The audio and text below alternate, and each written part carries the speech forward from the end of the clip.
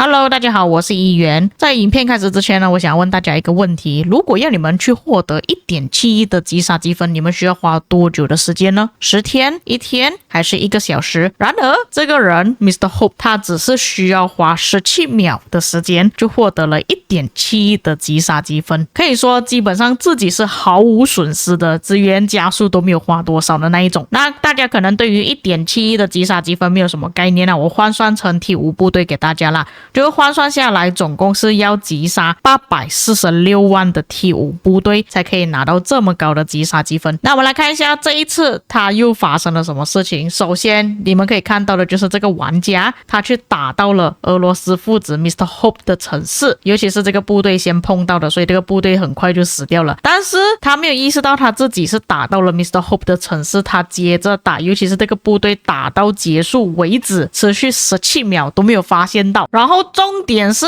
他让他其他的队友全部都遭殃了，当然有一些人是可能有发现到啦，更多的是不知道到底发生什么事情。因为我们在打野战的时候时常会看到整个荧幕变红色啊，或者是被打到进入战斗状态，都是很正常的事情嘛，所以可能都没有意识到，直到这个玩家的部队死掉或者是拉开为止，他们才发现到自己到底损失了多少。所以我们来看一下这一次的战斗数据，可以看到这边的倍数是差很多倍的，如果换算下来差不多接近60倍左右吧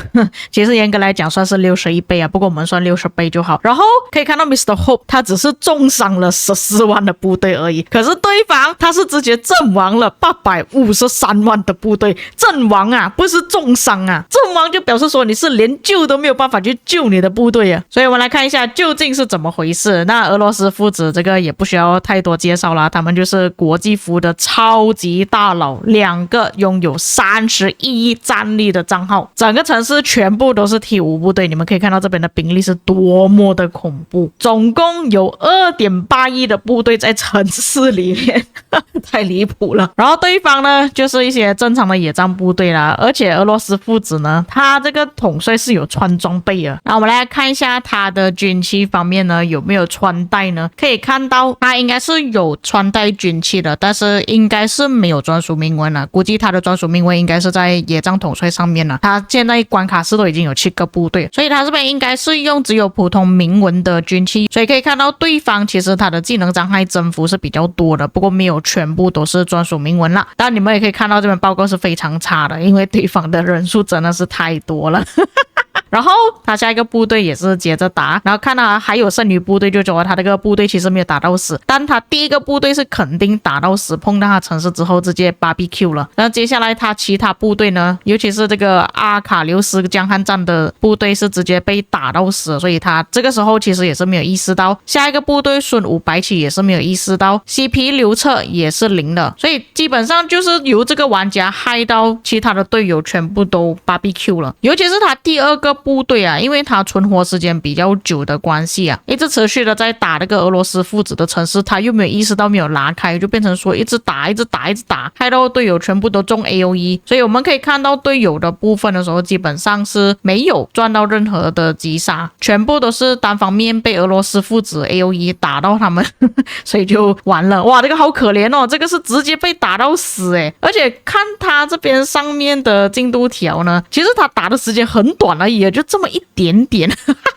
这个玩家是真的可怜啊，他是什么小玩家来吗？他的装备军器争议那些不是很好吗？可以看到装备没有全部专属啦，然后争议方面他应该是用拱形阵的，但是只有 1.5% 的提升，就是说这个玩家真的是小玩家，就是可能装备军器真的不好的，碰到这种俄罗斯父子大佬又有觉醒又有装备又有军器的情况下肯定融化。那接下来这个玩家呢就还好，还有剩一点点的部队，但是也就只有一点点。又是这位玩家，哇，他真的是惨了遇到这个情况真的好可怜啊，好坑啊这个也是被打到0 33万，差不多接近34万的部队直接融化，哇，这个43万的部队没了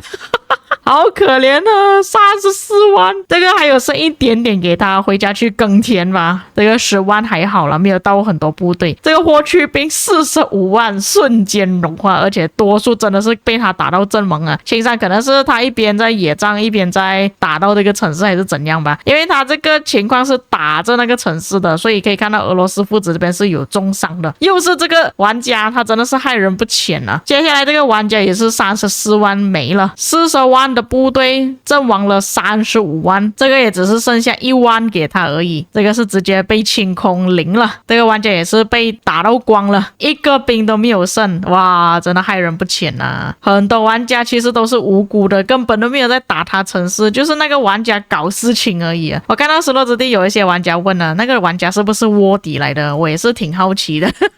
不然为什么他可以打那么长的时间？你看后面这边又再打了一次。我个人觉得说他战斗的方式应该就是用拉那个部队啊，或者是用点击画面呢来去操控的，所以就导致变成这样子啊。所以这边也是要额外的提醒大家，战斗的时候究竟要怎么样去战斗，记得把快捷战斗勾选起来，然后你在打野战的时候尽量不要去勾选这些什么建筑物、野蛮人、盟友，这些全部都不要勾选，这样子你打架的时候自然而然就不会点到城市，尤其是我们打架时常会推到敌人的领土那边去啊，可能会碰到一些城市，尤其是那些不在自己领土上面的城市。今天我们看到的情况是因为他是俄罗斯父子，所以损伤比较多，但是一般玩家的话其实也是阵亡挺多了。比方说你遇到一些城市啊，有2亿战力、3亿战力左右的，你都可以损伤很多。而且在前面我们打架的地方，可能就是敌方的第一根跟第二根旗帜左右呢，多数的账号都是比较高战力的，都是大佬的账号，不然就是车头的账号，他们肯定会有驻防集结统帅的，放在城市里面备用。虽然不一定会有装备啊，但是如果你真的不幸运遇到像俄罗斯父子这样子的情况，你还是会死的。像我自己本人，就算我只是用骑兵而已，我的驻防依旧还是会穿上领袖的装备，在那边待机，就是怕有人会打到我城市，集结我的城市。所以玩家要养成一个习惯了，就是要习惯去使用快捷战斗。策划都已经帮你们去想这个问题了，为什么不要去用呢？就是如果你是用电脑的话，你把这个快捷战斗开启了之后，不要再点击右键。正常我们操作部队走来走去的时候，都是点选了部队按右键嘛。当你开启了快捷战斗之后，你点选你的部队，但是你要点左键，这样子你就不会点击到你没有勾选到的目标。就比方说，可以看到我快捷战斗这边全部都没有点啊，这样我这边我点击采集点呢，它是完全不会进到采集点里面，也不会打到野蛮人，更不会点到任何的城市。所以你们要养成这个习惯，记得去开启啊！为什么不开启？我不理解。因为我是时常被我的队友给卖掉啊，这种事情时常会发生的。不管你是什么等级的王国都好，都是会有遇到这种傻子啊。如果你是用比较小的设备，就比方说用手机、用 iPad， 你真的操控不来的话，那你就用激战行军呢，就是你也是一样，开启快捷战斗之后，长按地面，它就会激战行军走过去，都不需要你自己去操控啊。如果实在不行的话，你们就用远程嘛，远程统帅是肯定不会打到城市的。那么以上就是本期内容了。至于各位在看了这个 Mr. Hope 城市被打的报告之后有什么想法呢？可以在评论区给我知道。我们下个影片再见。